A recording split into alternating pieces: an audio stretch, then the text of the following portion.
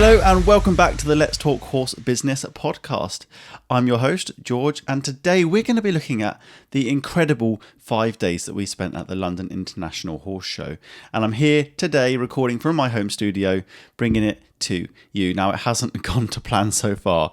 So far, I've sat down and spilt the entirety of this contents over my lap and my seat. So for many of you, you will know we spent 5 days at the London International Horse Show earlier in December. We are now in January when I'm recording this, but it's been an incredibly busy and wonderful festive period spent with friends, family and loved ones, as I'm sure you have been doing yourself.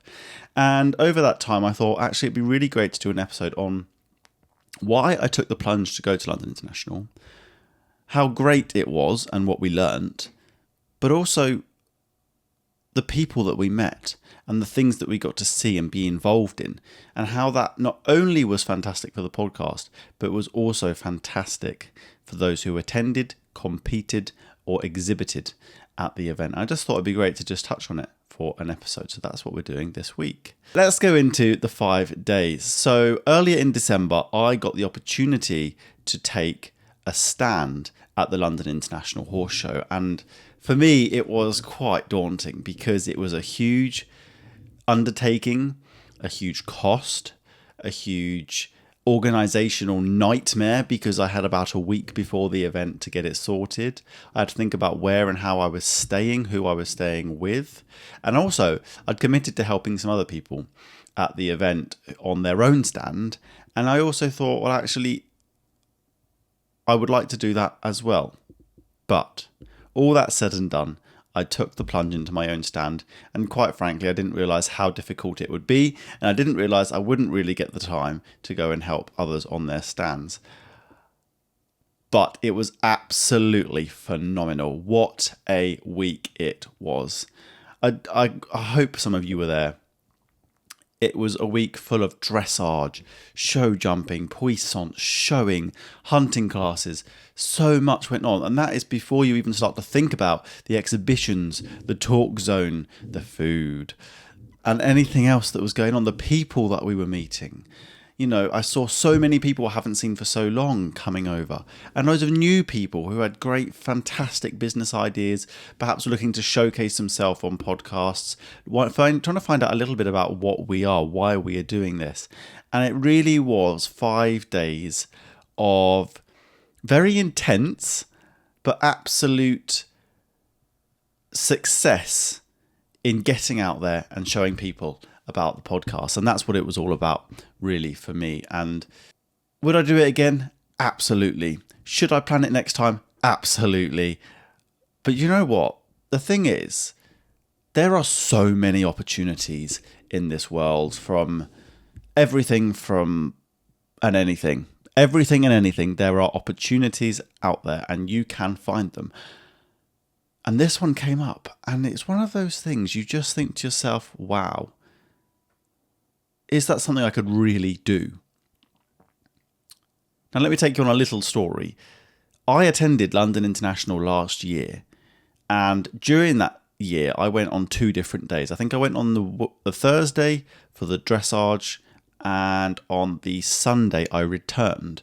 But on the Sunday, I returned with a particular need and task.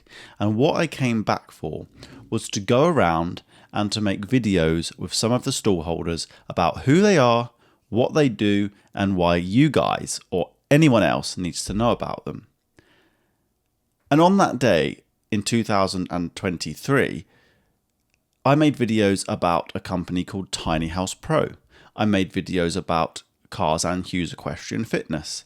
I think I also did Coblets, which was a clothing brand. I did Bloomsfield. And I produced those videos, and they'll be out on social media somewhere already.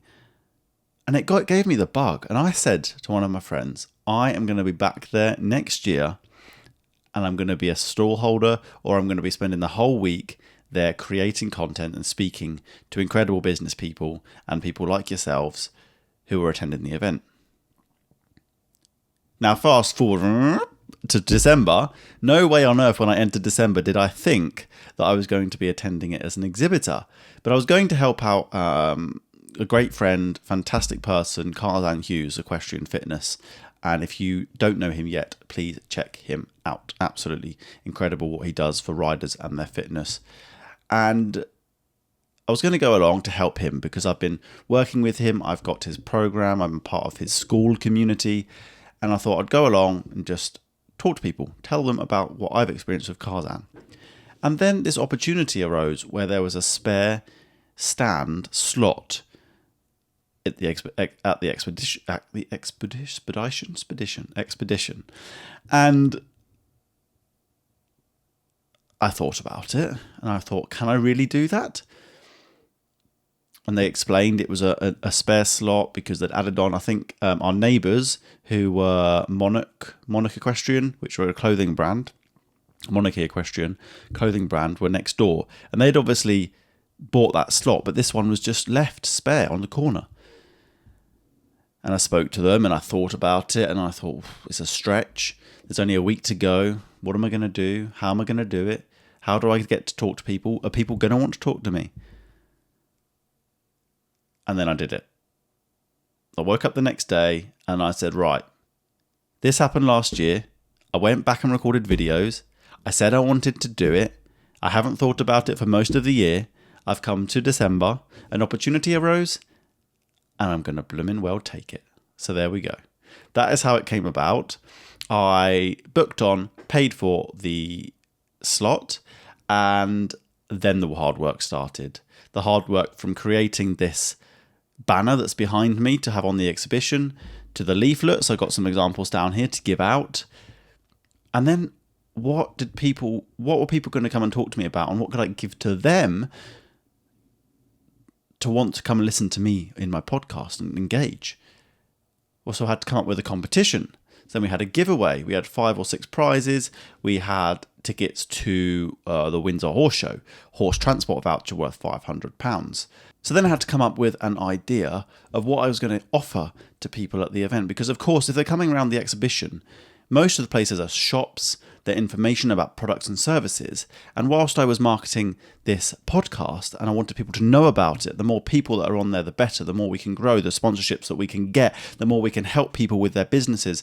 And actually, what I also picked up is people want to help with their businesses, but they also want to know more of detail and trusted sources of information about what is out there on the shelves, what is out there for the products and services. And I needed to get you to come into the stand to talk about that. So that's why we also had the incredible giveaway where I was giving away £500 transport voucher. I was giving away coaching calls and Royal Windsor tickets, just to name a couple of them. And it's safe to say that went down really, really well. And between myself and I had a friend come and help, we managed to distribute over 1,000 leaflets and speak to hundreds of you about what you are doing in the equestrian space. And that is everyone from businesses to judges to chef de keeps to people helping in every which way. And it was absolutely incredible to be able to do that. So that's a little bit about the London International Horse Show and why I went. And I just hope that it gave value to the people that did come and speak to us, and that you are here today watching this episode at some point, because I'm so, so grateful to every single person that came along and had a conversation. I'm so, so grateful to the people that I've connected with, that I've lined up as guests on the show.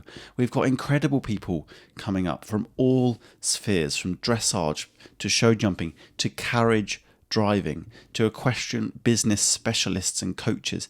There's so much coming up in this, and I'm so excited to expand it. I've got so many new ideas, so many places I want to go, so many people I want to speak to, and you might be one of those. And if you are, please get in touch with us. But all in all, the London International Horse Show was an incredible spectacle. I spent some time watching the dressage. I watched some of the Wednesday and the Thursday dressage. I got to watch the puissance on the Wednesday. We got to watch some of the carriage driving and various high-speed events on the Saturday. Wow, what a week. And I wouldn't change it for the world. And I think as much as this episode is there to sort of give you an insight into why we did it. I also want it to be a bit of a diary blog or vlog for myself, because it's very easy to forget about what was actually achieved and the incredible people that I spoke to. And I hope that by highlighting it on here, anyone that visited and spoke to me, anyone that is due to be on the show soon, anyone at all, just want to pay tribute to you and say thank you. Thank you for making it what it was, because without you, this wouldn't be anything. And without you, that show would have been an absolute fail. And it most certainly wasn't. I was blown away by some of the conversations we had. And a couple of those conversations have turned into calls since. So what's happened since London? Let's look at that. I have touched on the fact that I've got some new guests, which I'm really excited about, and we are doing all those recordings very, very soon.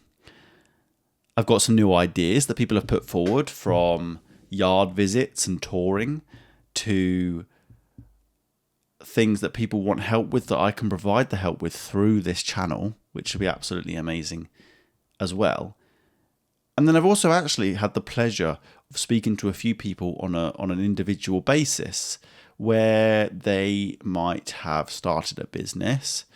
And the main aim of that business is to help other people, to look at how they can help their communities with something, whether it be a product or a service. We've done all of those. One of which I thought was really, really powerful, and I hope they don't mind me mentioning it, Evie, who started an Empower Change organization. And I wanted to bring this up because it is so important to consider what's going on for the humans out there behind the equestrians. Now, I think most of our episodes have actually touched on this, but with the way that society is, there is an expectation, there is a unnecessary underlying theme, which Evie highlights really, really importantly, because of her own experience, that out there with between coaches and lecturers and people teaching the younger generations into this space, that actually there's quite a few mental health issues. And specifically, we're talking about the body image and the physical appearances and food disorders that are created through the sport. Now, I'd never thought about this before, truth be told. And when talking to Evie, it was quite something else when you consider that young girls and boys are being perceived or judged in a way with what they're going to do with their horses, or how they should look with their horses. And it can be everything from your shape and size down to your riding ability. And actually, it has a profound effect on the mental health of those people. Understandably. And Evie and I were having a conversation because Evie is at a point where she's growing her channels organically online, and she was wondering, well, how can she grow that? And we spent a good, I think it was probably 45 minutes, talking about the different options to help her turn it into an enterprise that can help more people. And that is so valuable. And if I can play a small part in other people's businesses and journeys where they can inspire and help many other people, that is so powerful. I mean, if I can just help, let's say I help one person, but that one person goes out and helps 2 people, and those 2 people go out and help 4 people. Or let's say I have 100,000 listeners as this podcast grows, and just a handful of those go out and help another handful of people. The domino effect on being able to help people and grow the awareness is just going to be astronomical. And it goes for businesses too. By growing this platform, I hope to also help others grow their profile. And by doing that, I'm able to help those people expand and grow too. And together, we as an equestrian community continue to grow and be healthy as an industry. Now, I hope that that was of some help to you or some interest to you. But most importantly, the message behind this is there is opportunity in everything. And when an opportunity arises, you need to be a yes person. Because for every no, you are closing a door. For every yes, you can experiment, see if that's for you. If it's not, quietly and gratefully exit. But you've learnt something. And by doing London, it was taking a huge risk and an opportunity. But here I am today with many, many people to talk to, many new guests on the podcast, talking to some incredible people from FEI spokespersons to chef de keeps to small businesses, big businesses, sustainability, bedding, clothing, mini tiny house pros which could help you increase your revenue on your property. So many things. And if I hadn't gone for those 5 days, I potentially wouldn't have had those connections, and I potentially would not be here having won so much during that week. I feel like I got onto a bit of a rant in there, but I'm so grateful for everyone on this journey, and I hope that along the journey I add value and I'm able to help you in some way. And if you do like what we're doing, please comment, please like, particularly follow the show. That really helps us grow. The more followers, the more viewers, the bigger that we can grow this podcast.